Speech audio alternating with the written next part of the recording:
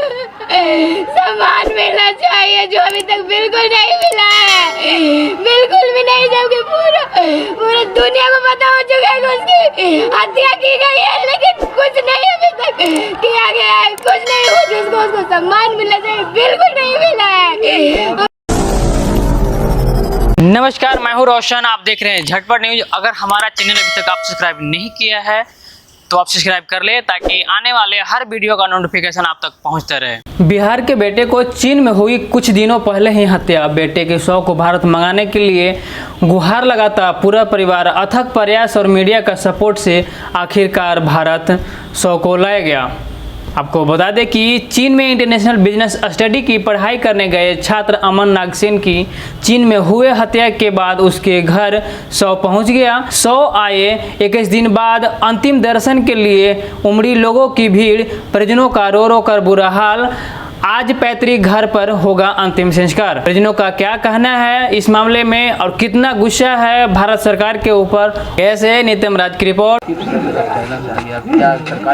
मदद मिला, क्या बोलना चाहूँगा? मैं हाथ जोड़ के आप लोग से फिर विनती करता हूँ कि पार्थिव शरीर आया, भारत सरकार के इसमें कोई भी रोल नहीं है, एक पैसा को उन्होंने मदद नहीं किया है। ये जो भी शरीर आया है सिर्फ भारत सरकार एक सिग्नेचर करती है कि हाँ ये मेरे देश का शव है, मुझे दीजिए। इसके अलावा एक पैसे की मदद भारत सरकार की ओर से अभी तक नहीं किया गया है। और जो आया है वो मेरा अथक प्रयास है, मेरा परिवार का अथक प्रयास है, मीडिया का अथक प्रयास है। भारत सरकार और बिहार सरकार दोनों फेल थी। यहाँ के संजय जायसवाल जैसे एक मानिंदे, एक पढ़े लिखे यहाँ के सांसद, लोकसभा के सचेतक है बिहार के, और वो मीडिया में आके कहते हैं कि हमारे चीन के साथ अच्छे संबंध नहीं है, इसलिए कुछ दिन हो सकता है। क्या ये भारत सरकार चीन के आगे घुटने टेक दी मात्र एक दलित के सबको, दलित छात्र सबको लाने के लिए? भारत सरकार इतनी भी बस हो गई कि इनको ये कहना पड़ रहा है मीडिया में आकर कि भारत का संबंध चीन से नहीं है। अगर भारत का संबंध चीन से अच्छा नहीं है तो भारत सरकार हमारे जैसे लाखों बेटे को चीन में जाने के लिए इजाजत क्यों देती है, वहां से व्यापार क्यों करती है? इस तरह से भारत की दो नीति है, इस देश में दो नीति लागू हो रही है, एक अमीरों के लिए, एक दलितों के लिए। जो नीति मेरे साथ हुआ है वो दलितों वाली अपनाई गई है। हमने यहाँ के राष्ट्रपति को ईमेल लिखा, प्रधानमंत्री को लिखा, विदेश मंत्रालय को लिखा, नीतीश कुमार सीएम को लिखा, राज्यपाल को लिखा, पर उस ईमेल का क्या मतलब है जो उसका एक जवाब नहीं दिया जाता है? इसका मतलब डिजिटलाइजेशन क्या है? यहाँ के मोदी प्रधानमंत्री बोलते हैं कि भारत डिजिटल हो रहा है, तो क्या एक ईमेल के जवाब देने में 15 दिन लग जाते हैं? यही डिजिटलाइजेशन है। उनकी भाषा में अगर डिजिटलाइजेशन है तो मैं इनकी भारत सरकार को थूकता हूँ, ऐसी सरकार को जो कहती है जाकर के दलित को समर्थन में हो। सरकार दलित विरोधी है और हम लोग इसको पूरी तरह से विरोध करेंगे। और मेरे शव का जो आया है, मेरे पुत्र का शव, ये भारत सरकार और राज्य सरकार दोनों विफल है। जब हमारे एयरपोर्ट पे बिहार की राजधानी पटना है और वहां जब एक शव आता है दलित छात्र का, तो वहां एक पदाधिकारी, एक जन नेता वहां नहीं आते हैं। यहाँ तक कि अपने पुत्र को मैं सब अपने हाथों से उठा के अपने गाड़ी में रख रहा हूँ। ये कौन सी देश की नीति है, कौन सी संविधान कहता है कि जब अमीरों पूंजीपतियों के साथ दुर्घटना घटती है तो रातों रात एम्बुलेंस आती है, सरकारें उठकर चली जाती है, पर एक होनहार दलित छात्र जब विदेश में बिजनेस स्टडी करता है तो यहाँ की सरकार के सीने पे सांप लौटने लगता है कि दलित क्यों बाहर जा रहे हैं पढ़ने के लिए, ये कैसे जागरूक हो रहे हैं, ये हमसे हक मांगेंगे। इसलिए मेरे पुत्र को मैं कहता हूँ कि भारत सरकार के तहत साजिशन हत्या है। अगर हत्या नहीं है तो मेरे पुत्र को सब लाने में 21 दिन क्यों सरकार इस तरह से लाचारी में बस की है? इसलिए हम आप लोग के माध्यम से फिर हाथ जोड़ के कहते हैं कि जिनके भी पुत्र विदेश में पढ़ते हैं भारत के, वो अपने पुत्र के स्वयं रक्षा करें। भारत सरकार अपने छात्रों को विदेश में सहयोग और उनकी सुरक्षा देने में असफल है। जिसका जीता जागता मिसाल मेरा पुत्र नागसेन अमन है कि उसकी हत्या 23 जुलाई को हो जाती है छात्रावास के कैंपस में, और भारतीय दूतावास को 30 तारीख तक कुछ पता नहीं चलता है। जब हम लोग शिक्षित नहीं अगर होते तो हम विदेश में कैसे बात करते? जब 30 तारीख को हमने दूतावास में जानकारी लेने की कोशिश की कि यह कोई कॉल फेक तो नहीं है, तो वहां के पदाधिकारी कहते हैं हाँ आपकी पुत्र की हत्या हो गई है।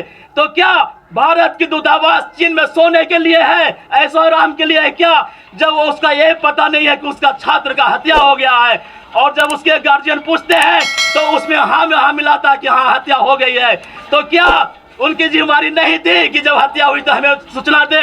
आखिर वो साजिश तंत्र हमारे पुत्र को छिपाने की साजिश क्या हो रही थी? अगर साजिश नहीं है तो भारतीय दूतावास, भारत के विदेश मंत्री, भारत के प्रधानमंत्री ये जवाब दे कि 23 जुलाई को हत्या होने के बाद 30 तारीख तक जब मैं उनसे कांटेक्ट नहीं करता तो क्या वो बताते कि आपके पुत्र की हत्या हुआ है? मुझे लगता है भारत सरकार छिपाना चाहती थी इस बात को। जिस समय पटना एयरपोर्ट पे शव आया जी, तो क्या वहाँ पर प्रशासन के लोग या वहाँ के कोई नहीं, एक चपरासी तक नहीं बिहार सरकार के पहुँचा है। क्या हुआ तो कुछ वहाँ कुछ नहीं, वहाँ कुछ लग ही नहीं रहा कि क्या हुआ। बस एक समझिए कि एक दवा कुचला आवाज, एक दवा कुचला सामान की तरह मेरे पुत्र को लेके इसके गाड़ी में भर के लाते हैं और रोड पर यूं ही छोड़ देते हैं कि ले जाइए।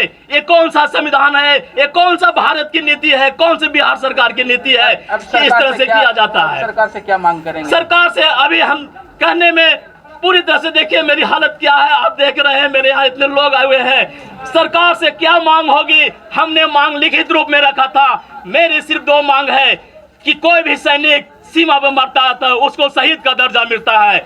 मेरा पुत्र पढ़ लिख कर क्या बनता ये तो कोई नहीं जानता, पर वो देश के विकास में काम करता, इकोनॉमी के लिए काम करता, क्योंकि बिजनेस की पढ़ाई कर रहा था। इसलिए हमारी मांग है, हमने लेटर लिखा है, सीएमओ को लिखा है, गवर्नर को लिखा है, यहाँ के सांसद को लिखा है, नगर विधायक को लिखा है, यहाँ तक कि नगर विधायक गया के डॉक्टर प्रेम कुमार, उन्होंने लेटर भी लिखा सीएम को कि इनकी जो मांग है उस पर ध्यान दिया जाए और इनके राजकीय सम्मान के साथ नागसेन अमन को पार्थिव शरीर को अंतिम संस्कार किया जाए। पर अभी तक मेरे यहाँ कोई भारत के प्रतिनिधि या बिहार के प्रतिनिधि कोई संपर्क नहीं कर रहे हैं। घटना को इस तरह का अंजाम दिया है जी, उन अपराधियों के लिए क्या सजा मांग करेंगे? अपराधी तो क्या सजा होगी ये भारत के संविधान के तहत भारत के जो वहाँ राजदूत हैं वो करें, हमारी उनसे यही आग्रह है। मैं एक साधारण आदमी हूँ, जब घर से पटना जाने के लिए मेरे पास अभी पैसे नहीं है तो मैं विदेश में कैसे केस लड़ूंगा? इसकी आप जानकारी लीजिए और इसकी जो भी जांच हो भारत सरकार करे। और हमारी जो मांग है कि मेरे पुत्र नागसेन अमन को शहीद का दर्जा दिया जाए और राजकीय सम्मान के साथ कल उनकी अंतिम संस्कार मेरे पैतृक ग्राम कस्तुआ पोस्ट या थाना परिया में किया जाए, यही हमारी मांग है सरकार से, और कोई मांग नहीं है।